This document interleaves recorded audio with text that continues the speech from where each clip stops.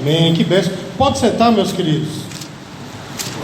Antes de mais nada, eu quero já agradecer ao meu pastor Josimar por essa bênção maravilhosa, né? Por essa honra de estar na casa do Senhor, né? Nesta igreja, mais uma vez, ministrando a palavra. Amém, irmãos? Eu tive um professor no seminário que ele dizia assim, professor de homilética, ele disse assim: olha, você só vai saber se a sua pregação for boa se você for convidado uma segunda vez para pregar. Amém? Então, como essa é a segunda vez, então passei no teste, né? Passei no teste. Eu louvo a Deus pela vida do pastor Josimar, sua esposa, missionária Tainã. São pessoas que a gente tem muita estima. Amém? A gente tem muita honra de conhecê-los. E eu louvo a Deus, né, por ele me entregar o seu púlpito, porque nós não entregamos o púlpito a qualquer pessoa. Não é verdade, irmãos? Então, eu louvo a Deus por isso. Eu pedi para os irmãos sentarem, porque eu vou fazer uma leitura um tanto quanto extensa nessa noite. Eu peço que você abra a sua Bíblia no livro do Apocalipse, capítulo 1. Livro do Apocalipse, capítulo 1. Nós vamos ler do versículo 9 em diante. Enquanto os irmãos estão procurando, eu vou dizer para os irmãos que quando o pastor Josimar ele me convidou, né, me dando essa honra imensa de estar aqui nessa noite, eu desci em oração perguntando ao Senhor qual a mensagem para ministrar, né, neste lugar, nessa noite, e o Senhor me deu esse texto. Amém, queridos? Apocalipse capítulo 1, versículo de 9 em diante. Os irmãos podem permanecer sentados. A palavra de Deus diz assim: eu, João, irmão vosso e companheiro na tribulação, no reino e na perseverança em Jesus, achei-me na ilha chamada Patmos, por causa da palavra e do testemunho de Jesus. Achei-me em espírito no dia do Senhor, e ouvi por trás de mim uma grande voz, como de trombeta, dizendo: o que vês, escreve em livro, e manda às 7 igrejas: Éfeso, Esmirna, Pérgamo, Tiatira, Sardes, Filadélfia e Laodiceia. Voltei-me para ver quem falava comigo, e voltando vi 7 candeeiros de ouro, e no meio dos candeeiros um semelhante a filho do homem, com vestes talares e cingido à altura do peito com a cinta de ouro. A sua cabeça e cabelos eram brancos como alva lã, como neve, os olhos como chama de fogo, os pés semelhantes ao bronze polido, como que refinado numa fornalha, a voz como voz de muitas águas. Tinha na mão 7 estrelas, e da boca saía-lhe uma afiada espada de 2 gumes. O seu rosto brilhava como o sol na sua força. Quando o vi, caí aos seus pés como morto, porque ele pôs sobre mim a mão direita, dizendo: não temas, eu sou o primeiro e o último, aquele que vive. Estive morto, mas eis que estou vivo pelos séculos dos séculos, e tenho as chaves da morte e do inferno. Amém, queridos? Meu amado, eu quero começar essa ministração perguntando a você: como está a sua vida? Você está passando por luta? Está passando por pressão? Por tribulação? Eu sei, meu amado e minha amada, que nessa noite você deve estar passando por situações assim, porque nós estamos vivendo num tempo muito complicado. O tempo está afunilando e a perseguição à igreja, ela já é real, né? Sempre foi, e nesses últimos dias está pior. A igreja, como corpo, como a noiva do Cordeiro, ela está sendo perseguida, mas também individualmente nós estamos sendo perseguidos a cada dia. Não é verdade, irmãos? Cada dia está mais difícil ser crente, não é assim? Até dentro do povo de Deus, meu irmão, está uma licenciosidade tão grande que você permanecer fiel é difícil, não é, queridos?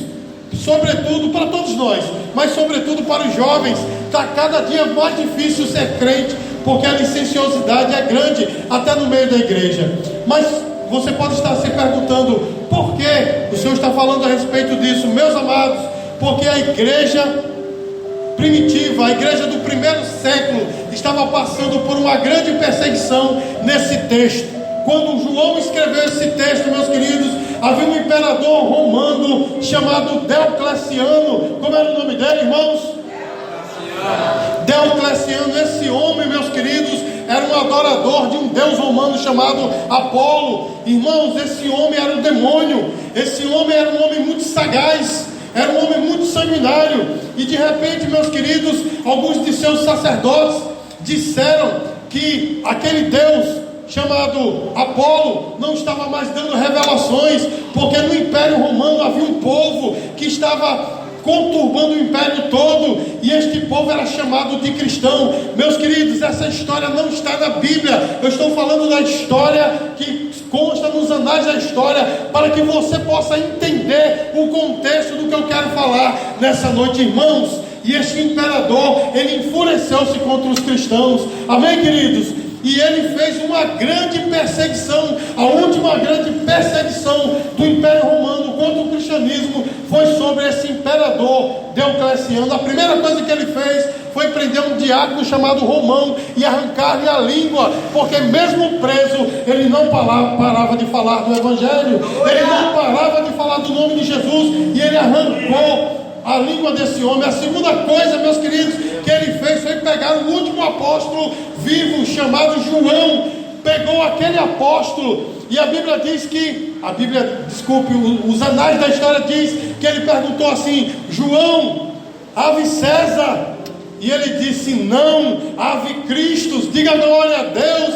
Ele estava perguntando: João, César é Deus?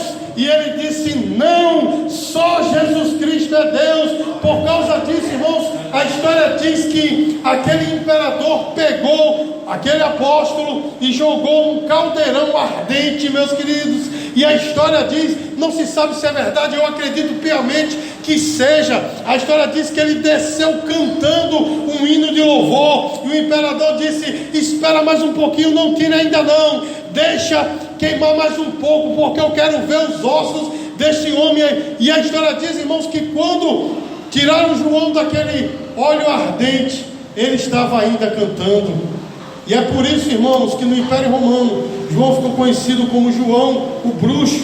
E sem ter o que fazer mais com João, aquele imperador, meus queridos, colocou João numa ilha chamada de Patmos. E aí nós entramos justamente na Bíblia, porque João diz que ele foi jogado na ilha de Patmos, uma ilha que era na verdade um presídio. Ele foi jogado ali por causa da palavra de Deus e do testemunho de Jesus, amém, queridos? Amém. Mas aquele imperador, meus amados, ele não estava satisfeito em pegar o último líder da igreja, o último apóstolo, e prendê-lo. Ele começou uma grande perseguição, e ele deu um edito, ele deu um prazo para que os cristãos, ou eles voltassem atrás e parassem de adorar a Cristo, ou todos seriam mortos. E aí, irmãos, onde está justamente o contexto do livro do Apocalipse? Porque quando João escreveu estas palavras, meus queridos, a igreja estava sob essa tremenda perseguição. E nessa noite, meu irmão, talvez você não esteja passando pela perseguição que João passou, mas eu sei que você está sob perseguição, e é por causa disso que Deus trouxe essa palavra para nós nessa noite, para fortalecer você, para que a partir de hoje, a partir de agora, você saiba que Jesus está com você em qualquer situação, independente da situação que você esteja, Deus está com você. Eu sei, irmãos, que o que eu acabei de falar é uma obviedade, ou seja, todo cristão sabe que Jesus está conosco, porque a promessa dele: eis que estarei convosco até a consumação dos séculos. Mas no meio da prova a gente esquece disso, a gente diz: está escrito, mas cadê Jesus? Meus amados, eu quero dizer para você, independente do que digam de você, do apontamento, em qual situação estão te colocando, Jesus está com você nesta situação. Diga glória a Deus, meu irmão.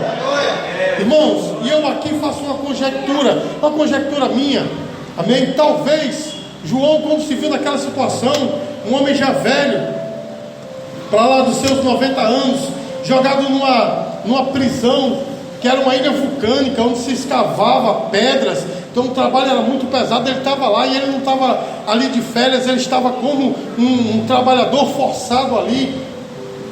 por causa do Evangelho. Talvez, irmãos, eu estou aqui conjecturando, ele estava se questionando: Deus, Jesus, onde tu estás?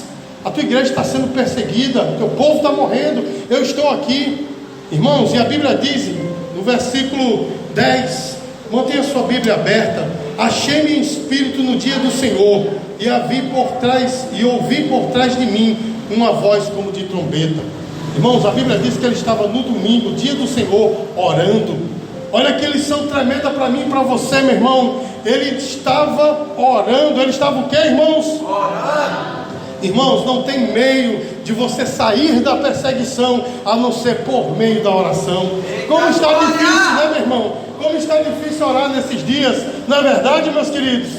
Como está difícil, meu irmão. Os crentes pararam de orar, as igrejas pararam de orar. A oração virou apenas um conceito. A oração virou apenas algo que se faz assim rapidinho, para que haja um culto de louvor, para que haja um culto de celebração. Não é assim, meu irmão. Mas o crente vence na oração. As grandes vitórias que eu e você vamos receber é na oração. Diga glória a Deus, meu irmão.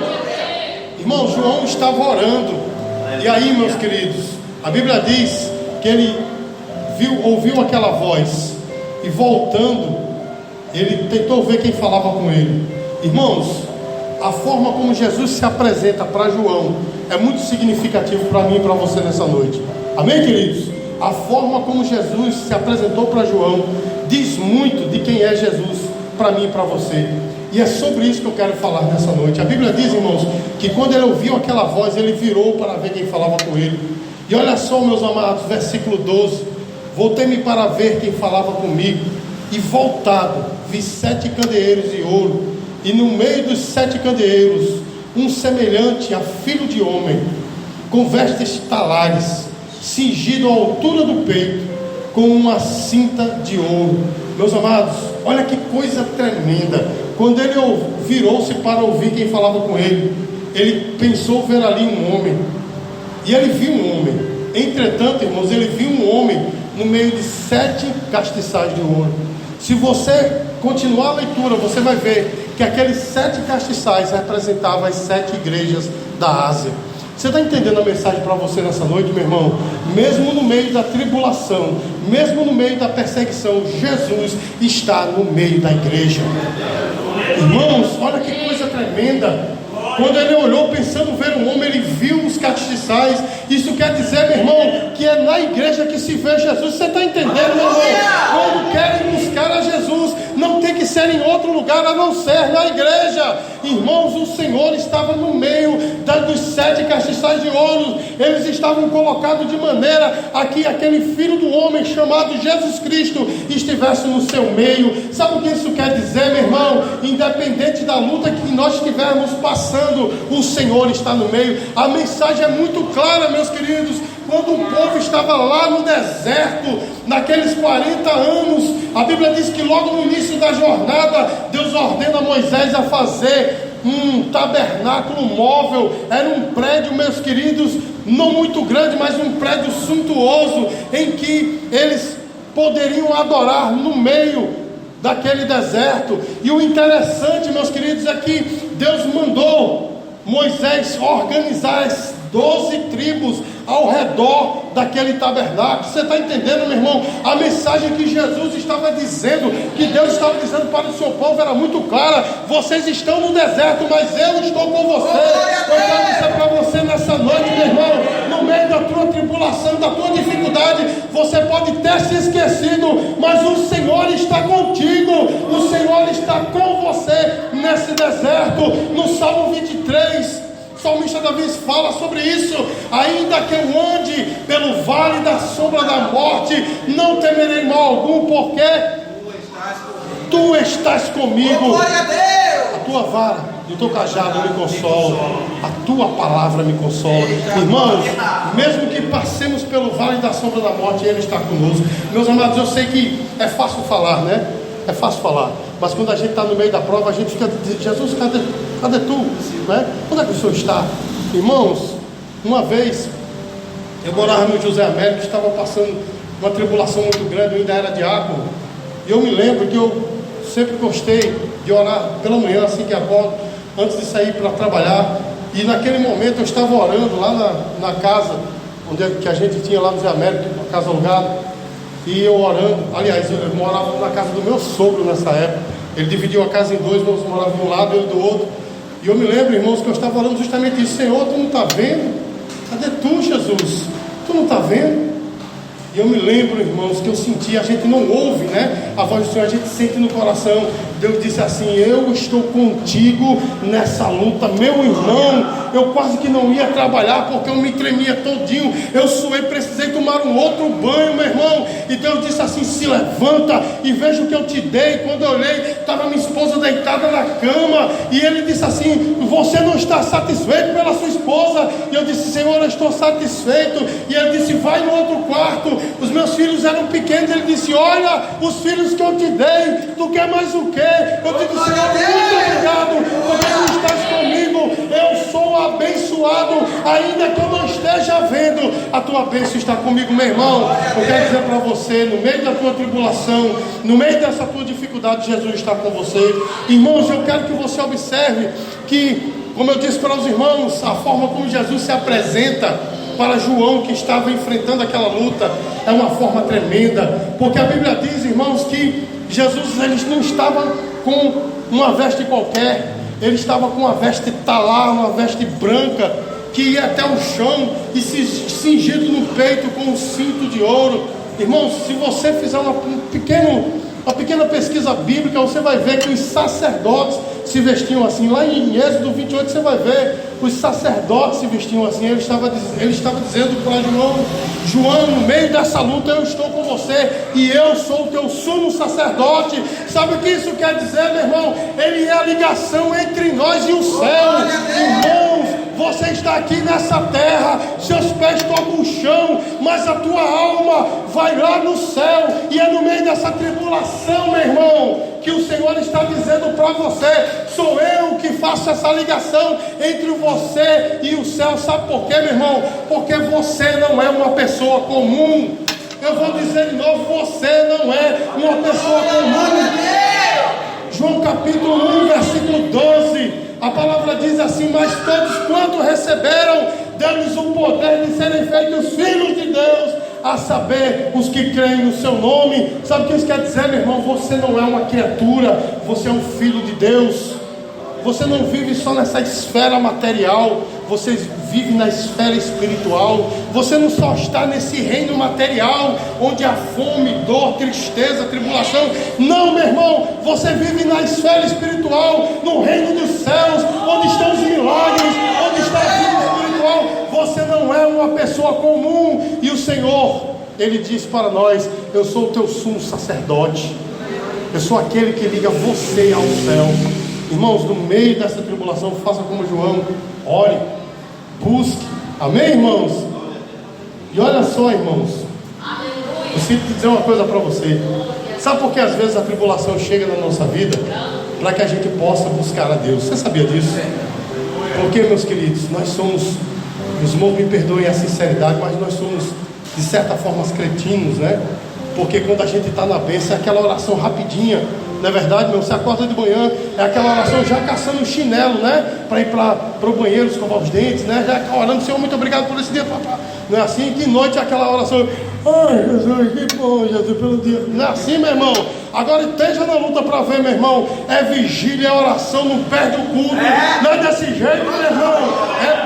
Você faz vigília sozinho, né? Hoje em dia sumiu-se isso, né? Crente fazer vigília sozinho, mas esteja na prova para ver se não faz. É por esse motivo, meu irmão, porque o Senhor quer você ligado com o céu, não quer você ligado só nessa terra. O Senhor quer você ligado no reino espiritual. E é por isso, irmãos, que Ele se mostra com a veste talar e o cinto de couro. Irmãos, e seguindo aqui o cinto de ouro, e seguindo aqui a leitura, observe o que diz o versículo 14: e na sua cabeça, a sua cabeça e cabelos eram brancos como a alva lã, como neve, os olhos como chama de fogo. Irmãos, uma coisa é saber que Jesus está conosco, a outra coisa é saber quem é Ele. Não é verdade, irmão? Não é assim, irmão? Porque se você chegar hoje num barco, pode estar lotado, E chega no bar e diz assim: ei, Jesus está com você. Todo mundo vai dizer: está comigo. E eu estou com ele, não é assim, meu irmão? Eu me lembro quando eu era muito jovem, acho que eu nem conhecia minha esposa ainda. Tinha uns 17 anos. Estava evangelizando com um grupo de jovens ali pela principal de Mangabeira. E o dirigente, que era outro jovem, dirigente do evangelismo, disse: vamos entrar naquele bar, vamos entregar literatura ali. Eu disse: rapaz, não vamos não, não bar, não, vamos lá. E eu me lembro que a gente começou a entregar em cada mesa. E teve um que ele foi entregar, o cara segurou assim, né? E ficou tentando devolver para ele. De brincadeira, né? Ele dava, o cara devolvia, ele dava, o cara devolvia, de brincadeira. Aí o cara, esse irmão em Cristo, disse assim: você precisa de Jesus? Ele disse: não, preciso não, sabe por quê? Ele está comigo. Aí o jovem ficou: tá, não tá, tá, não tá. Ele disse assim: tá, e não só comigo, eu vou provar que não está só comigo. Aí olhou para dentro do bar assim e disse: Jesus, quem tem Jesus aqui? Todos os bebês do bar disseram: eu tenho Jesus. E eu me lembro que o dono do bar pegou e colocou uma música, irmãos, uma música que passava nas rádios, uma música religiosa, não era evangélica, mas colocou lá e ficou todo mundo cantando. Eu disse: está vendo, meu irmão? Está vendo que não era para a gente entrar aqui? Eu estou te falando isso, meu irmão, porque muita gente diz que está com Jesus, não é verdade, meu irmão? Muita gente diz que tem Jesus no coração. Uma coisa é dizer isso, outra coisa é saber quem é Jesus. É Jesus estar verdadeiramente com ele. Mas olha só, meus queridos, a Bíblia diz no versículo 14 que João, quando viu Jesus, não viu na sua forma que ele costumava ver quando ele estava aqui na terra, mas os seus cabelos eram brancos, meus amados. Lá em Israel, os anciãos eram tidos como pessoas de extrema autoridade. Você está entendendo o que é que Jesus está falando, meu irmão? Ele está dizendo: no meio dessa tribulação, eu estou com vocês, sou eu que ligo vocês com o céu, e eu tenho toda a autoridade para transformar a tua vida. Irmãos, uma coisa é a gente dizer que sabe quem é Jesus, outra coisa é a gente dizer que está com ele. E uma coisa bem diferente é conhecê-lo de verdade e viver com ele. Porque quem conhece Jesus sabe que ele tem autoridade. Autoridade para transformar a tua vida, para transformar a minha. Irmãos, o Senhor, só Ele tem o poder de virar a página da tua história.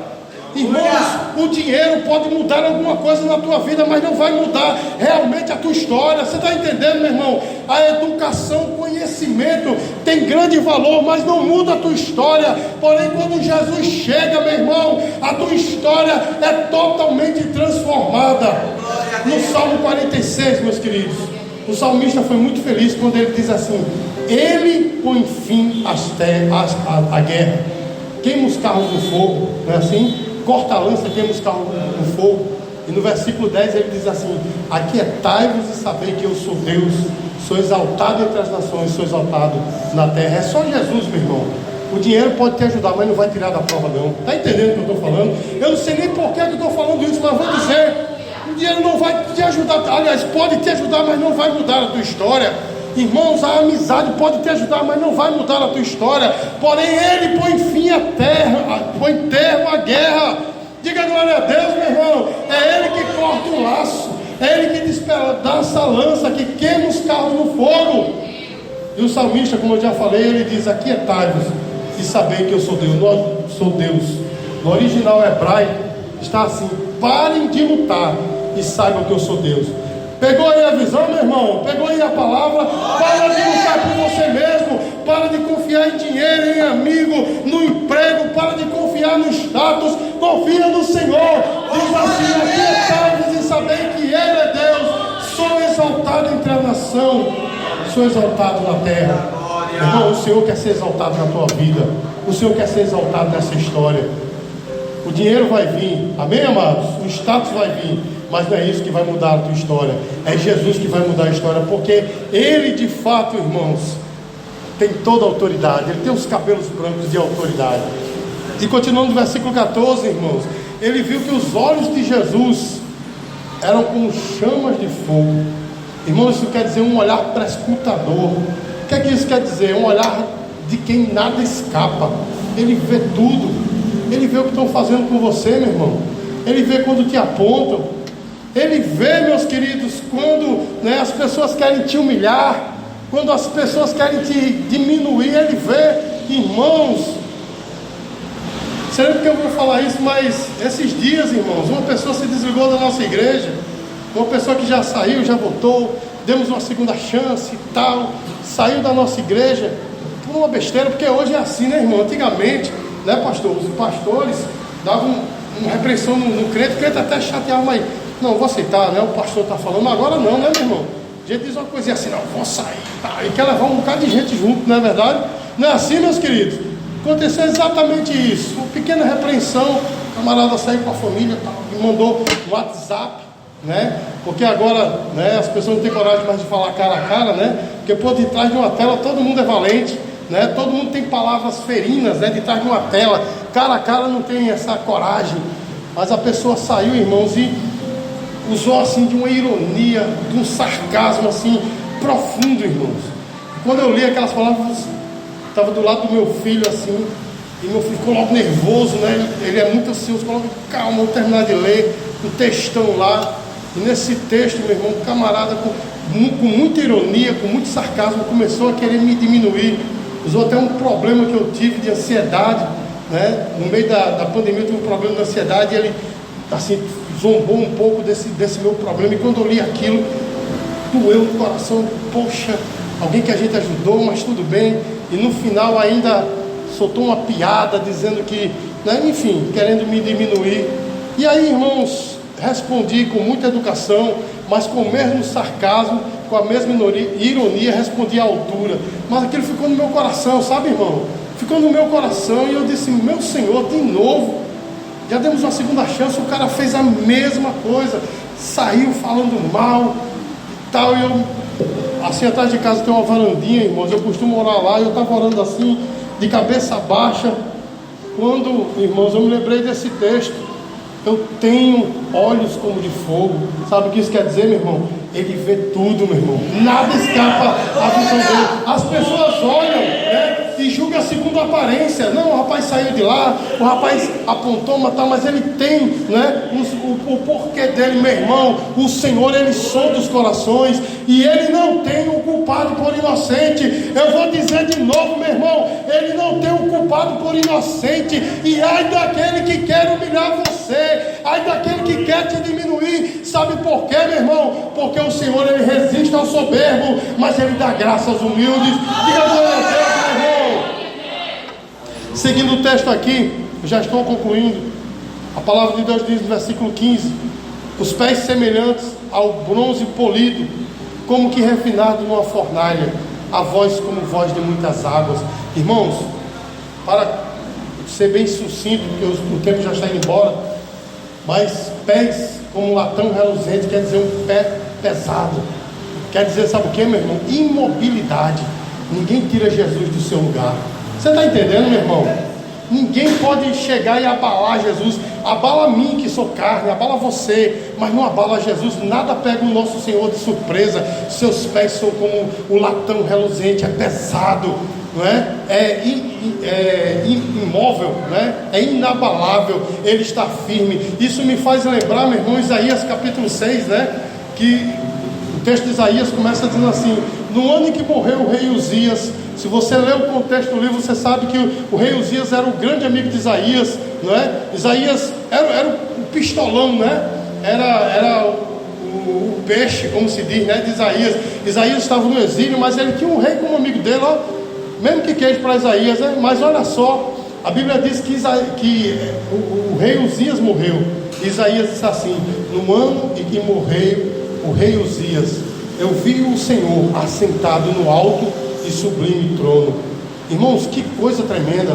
Ele estava dizendo: Uzias não está mais no trono, mas o Senhor continua. Você está entendendo, meu irmão? Ninguém tira o Senhor do seu trono. Não é o teu choro, não é a tua situação, não é o apontamento que faz a você que vai abalar o Senhor. Não, meu irmão, Ele é inabalável, mas Ele é justiça, está centrado no trono da justiça.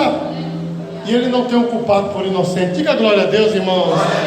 E a sua voz é como voz de muitas águas. Isso quer dizer que a sua voz é mais alta do que qualquer outra voz. As pessoas às vezes querem falar mais alto do que nós, né? Já ouviu a expressão assim, ganhou no grito? Já viu isso? Eu via muito, meu pai fazia isso com minha mãe. Porque meu pai, quando ele não queria confusão, minha mãe chegava reclamando, ele fazia, aí por causa dos vizinhos, minha mãe, tá certo, ganhou no grito, né? E ela costumava dizer, ganhasse no grito, viu isso com meu pai, né? Por causa dos vizinhos. Passei minha infância toda vendo isso. Tem gente que é assim, né, meu irmão? Chega pra você, quer ganhar no grito, né, meu irmão? Quer alçar a sua voz. Pois eu digo uma coisa, meu irmão, ninguém tem a voz mais alta do que a do Senhor. É a voz de autoridade. E quando Ele ordena, meu irmão, não há quem possa escapar das suas mãos. Isaías 43:13, a palavra do Senhor diz assim: antes que houvesse dia, eu sou, e não há quem possa escapar das minhas mãos, operando eu. Quem impedirá, meu irmão, essa voz poderosa que está ao teu favor? Diga glória a Deus, igreja. Irmãos, saltando aqui no texto, já estou concluindo. A Bíblia diz, irmãos, que quando João viu todo aquele quadro, aquela visão do Senhor no meio dos 7 castiçais de ouro, a Bíblia diz que o seu corpo fraquejou e ele caiu prostrado.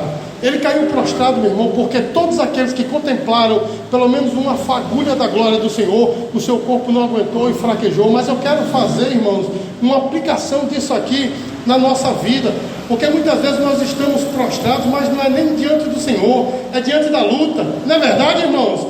Diante da tribulação, da perseguição, dos apontamentos, daquela pessoa que estava do teu lado, sendo teu braço direito, e voltou atrás e te aponta. Talvez você esteja prostrado nessa noite como João estava, mas eu quero que você siga comigo a leitura do versículo 17, que diz assim: quando o vi, caí aos seus pés como morto, porém ele pôs sobre mim a mão direita, dizendo: não temas, eu sou o primeiro e o último, aquele que vive. Estive morto, mas eis que estou vivo pelos séculos dos séculos, e tenho as chaves da morte e do inferno. Irmão, se você está prostrado, não sei qual a situação, não é? Fisicamente você está de pé com um sorriso no rosto, mas você sabe que seu coração está prostrado diante dessa luta. O Senhor põe a mão sobre o seu ombro nessa noite, dizendo: não temas, porque eu sou o primeiro e o último. Irmão, que significativo é isso para nós? Eu sou o primeiro e o último, quer dizer, sou eu que dou o começo, eu que dou o pontapé inicial, e só eu posso dar o fim. Você está entendendo, meu irmão? Quantas vezes já colocaram fim na tua vida, na tua história, no teu projeto, mas o Senhor diz: a última palavra é minha, porque só eu sou o ômega, só eu sou o fim. E ele disse: ainda não é o fim, não temas. E a Bíblia diz, irmãos, aquele que vive estive morto. Olha só, meu irmão, aquele que vive estive morto, mas estou vivo pelos séculos dos séculos. Isso quer dizer, meu irmão, que ele, apesar daquilo que ele passou, ele continua vivo, ressurreto no meio do teu coração. E ele diz: por fim, eu tenho a chave da morte e do inferno. Eu quero que você observe que ele não disse: eu tomei a chave, como alguns pregam. Não, meu irmão, o texto é claro: eu tenho, porque foi ele que criou a morte. Você está entendendo, meu irmão? Claro, a morte veio para o mundo através do pecado, mas o Senhor é o Criador de todas as coisas. Você está entendendo? O inferno foi criado para o diabo e seus anjos, para puni-los. Ele não precisou tomar a chave da mão do diabo, porque o diabo não é criador de nada a não ser da mentira. Você está entendendo? Ele disse: eu tenho a chave da morte e do inferno. Com isso o Senhor está dizendo: eu tenho o poder de tudo. Fica firme, não esmoreça, eu sou contigo. E Ele te coloca de pé nessa noite. Ele quer te colocar de pé nessa noite, meu irmão. Ele está dizendo para mim e para você: eis que eu estou com você nessa luta. Eu sou aquele que te liga com o céu. Diga glória a Deus. Eu tenho autoridade, nada escapa dos meus olhos, nada me abala. E se você está prostrado nessa noite, o Senhor está dizendo: fica de pé. Você não precisa estar prostrado. Deus não te quer prostrado. Então recarrega a tua bateria nessa noite. A luta ainda vai continuar. Eu sou ousado em dizer: a luta vai continuar ainda por um tempo. Mas o Senhor está dizendo: segue mais um pouquinho, porque eu sou contigo. Diga glória a Deus. Porque, meus queridos, nós sabemos que na história de Diocleciano, né, ele parou a perseguição contra os servos de Deus. Ele parou porque Deus assim o quis. Mas o Império Romano, ele foi se diluindo. Sabe o que aconteceu com Diocleciano, meu irmão? Ele se suicidou. porque ele não queria que tirassem a sua coroa. Você está entendendo, meu irmão? Aquele que perseguia foi morto. Mas a Bíblia diz, meu irmão, que João, ele foi o último apóstolo, e ele foi o único apóstolo que não morreu como mártir, ou seja, ele morreu de causas naturais. Diga glória a Deus, meu irmão. Sabe por quê? Porque Deus assim o quis. Quiseram matá-lo, jogaram numa prisão, mas ele morreu de causas naturais. Essa é a palavra de Deus para nós nessa noite. Se você permanecer firme, meu irmão, saiba de uma coisa: o teu fim vai ser glorioso. Diga glória a Deus, meu irmão. O teu fim vai ser glorioso, e aqueles que se levantam contra ti, saiba que o Senhor terá um encontro com cada um deles. Ele não tem o culpado por inocente. Então fica firme, meu irmão. Não volta atrás não, não esmorece não, não se prostra não, porque Deus está contigo. Ele é o Senhor, dono de tudo, todo-poderoso. Amém, queridos? O todo-poderoso, meu irmão. Quando você menos esperar, o Senhor vai pôr fim, vai pôr termo a esta guerra. Quando você menos esperar, o banquete está preparado. Porque no Salmo 23, irmãos, depois de toda aquela luta, né, enfrentando o vale da sombra da morte e tal, aí lá no finalzinho do Salmo, o Senhor diz assim, né, o nosso irmão Davi diz assim: prepara-me uma mesa na presença dos meus inimigos, unge a minha cabeça com óleo e o meu cálice se transborda. Não é assim, meu irmão? Isso é uma mensagem para mim e para você. Depois de cada luta, tem um banquete preparado. Depois de cada dificuldade, tem um banquete preparado. E o segredo, meu irmão, é que ele unge a nossa cabeça com óleo. Lá em Israel, meu irmão, quem tinha a cabeça ungida com óleo no jantar era o convidado de honra. Eles ungiam a cabeça daquele homem, daquela pessoa honrada. E olha só, meu irmão, o salmista disse: e o meu cálice transborda. Não é assim, meu irmão? Porque para o convidado de honra, eles não colocavam vinho na medida não, eles colocavam um transbordante, dizendo assim: você é tão querido que você tem mais do que necessário. Pegou aí, meu irmão, a palavra para você? Quando essa luta passar, você vai ter mais do que necessário. E sabe o que é que você vai ter mais do que necessário? A graça de Deus na tua vida, a abundância de Deus na tua vida. Então fica firme, meu irmão, não esmorece não, porque Deus é contigo. E agradeço a oportunidade em nome de Jesus.